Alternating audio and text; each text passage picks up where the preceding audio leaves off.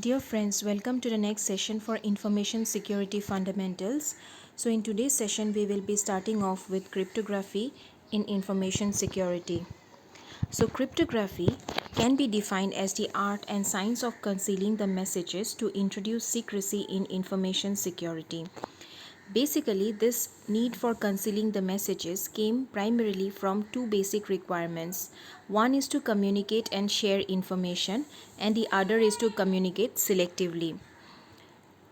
This cryptography can word or the term is basically a Greek word, and it is a combination of Greek words. So crypto and graphene.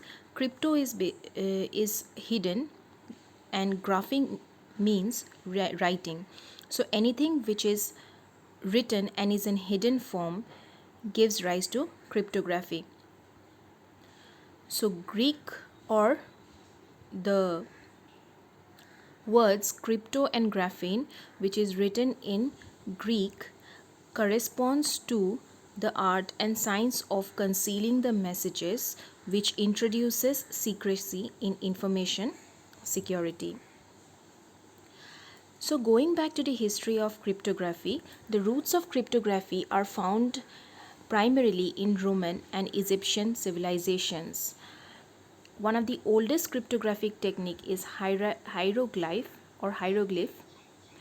and it is one of the Egyptian technique, and it is the first known evidence of cryptography and was invented or was developed sometime around 4000 years ago when the Egyptians used to communicate by messages written in hieroglyph.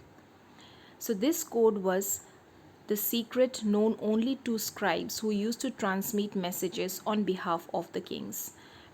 They used simple symbols in order to represent, or hieroglyph in order to represent the messages. Later, the scholars moved on to using simple monoalphabetic substitution ciphers during 500 to 600 BC. This involved replacing alphabets of messages with other alphabets with some secret rule. This rule became a key to retrieve message back from the garbled message. So if you look at this image which is here, this is a standard hieroglyph. So it uses certain symbols in order to represent the messages, but this was very primitive. The early Egyptians used it. However, when these scholars or when the Egyptian people, they felt that they should evolve and things were turning towards in a more civilized manner, they started using this simple monoalphabetic substitution ciphers. Now what do we mean by simple monoalphabetic substitution cipher? Is suppose A is basically represented as C, and C likewise will be represented as E. Again, E will be represented as G. So they used to substitute the position or substitute the simple alphabets with some alphabets but associating some logic into it. The next line or the next cryptographic technique was the Roman method of cryptography, where they used Caesar cipher or Caesar shift cipher, which relies on shifting the letters of the message by an agreed number. 3 was a common choice, and the recipient of this message would then shift the letters back by the same number and obtain the original message. As you can see in this representation, it looks similar like monoalphabetic cipher. So here what happens is H is represented using K, likewise E is represented using H, L is represented using O, and O is represented using R. So they shifted with a common agreed upon number, and when they used to send the message, they used to add this number along with the alphabet and position the next alphabet after that number is added as the encrypted message and send it to the receiver. The receiver, on getting this, since it was an agreed number, it can move back and add to or subtract to the represented alphabets or represented message, and it can or they can retrieve the original message. So Caesar shift cipher and monoalphabetic cipher or monoalphabetic shift encryption techniques used by the Egyptians were commonly used in the modern day cryptographic techniques. However, at present scenarios have evolved tremendously and we have a lot of different encryption techniques which we will be dealing in our subsequent sessions. But we have to understand that the Egyptians and the Romans, initially they started off with symbols, then slowly they started changing them into representation using certain logic, and this was an agreed upon encryption technique by two huge civilizations. The next important cryptography technique was steganography, and steganography is similar but it adds another dimension to cryptography.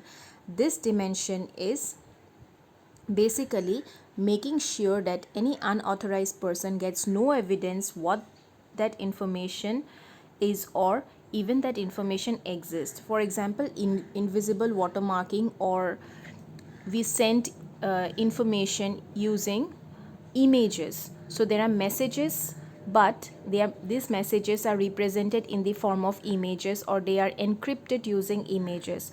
So people do not even understand, or the hackers or in between third party will not even understand that actually a message is getting transmitted between the sender and the receiver, whereas what they can witness or what they can see is basically an image getting transferred between each other, but that image will be holding certain information or certain message between the sender and the receiver. So that is steganography.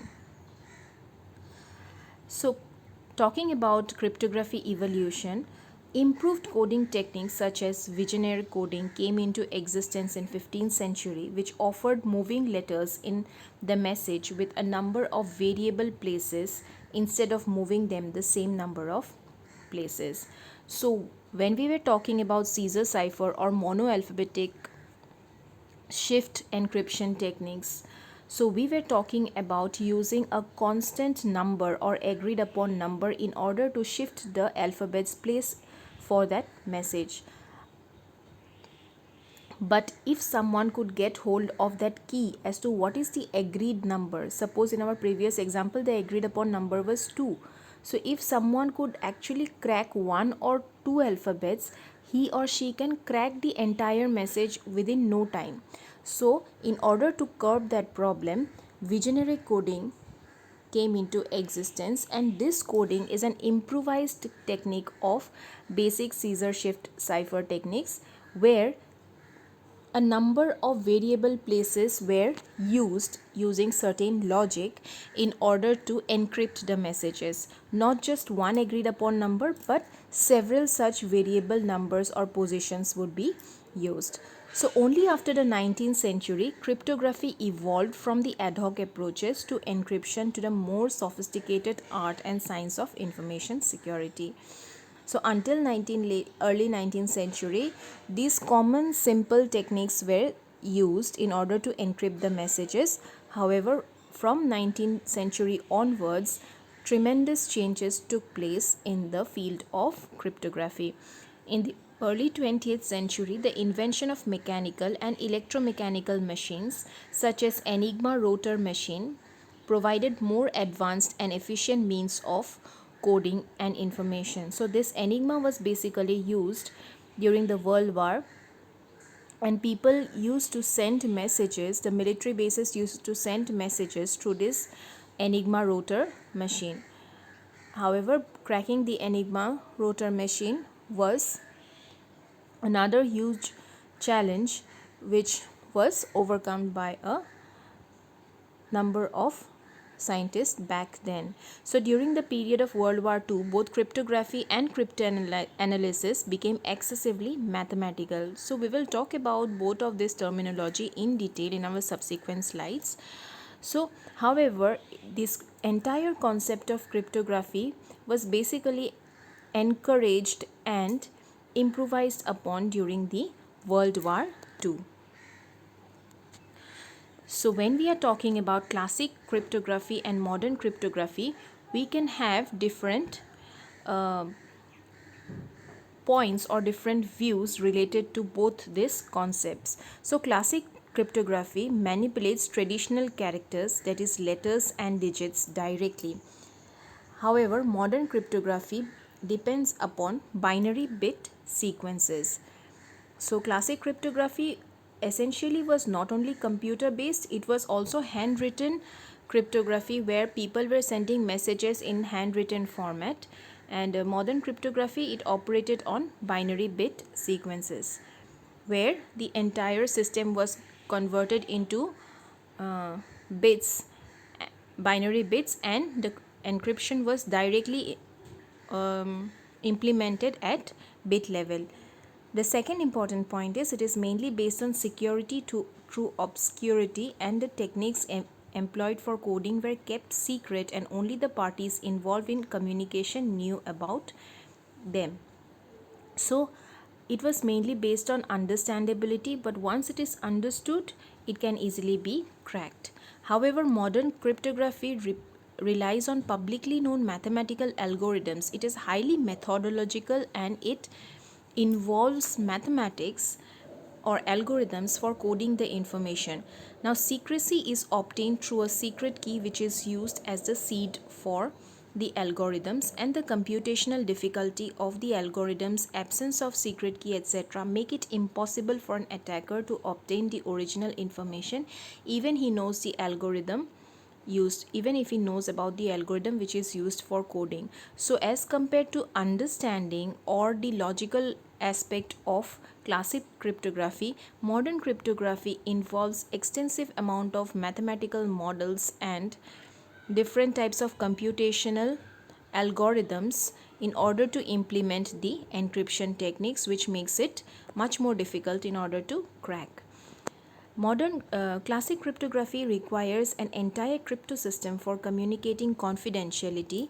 However, modern cryptography requires parties interested in secure communication to possess the secret key only. So, in classic cryptography, the entire system is involved. Whether a party is communicating with the other party or not, it is not the primary concern.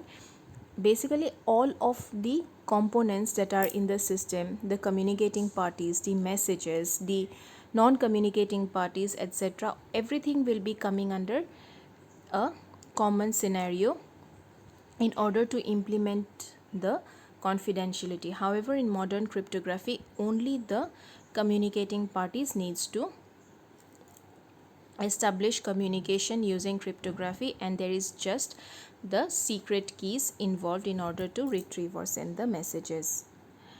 So modern day cryptography is also known as cryptology, which is the study of crypto systems and can be divided into two branches. One is cryptography, the other is cryptanalysis. So, talking about cryptography, we have already defined cryptography as the art and science of making a crypto system that is capable of providing information security. And cryptography deals with actual securing of digital data.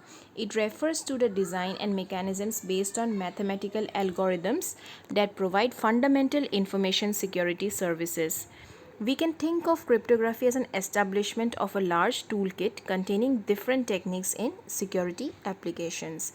So it is primarily dealing with digital data. However, if we are talking about cryptanalysis, it is a sister branch of cryptography and they both coexist.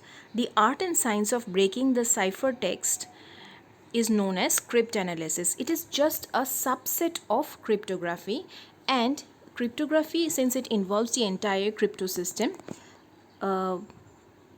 it also will involve cryptanalysis, because while encrypting the message or while encrypting the ciphertext, we also need to decrypt it. So this process of breaking the ciphertext is known as cryptanalysis, and both of them coexists.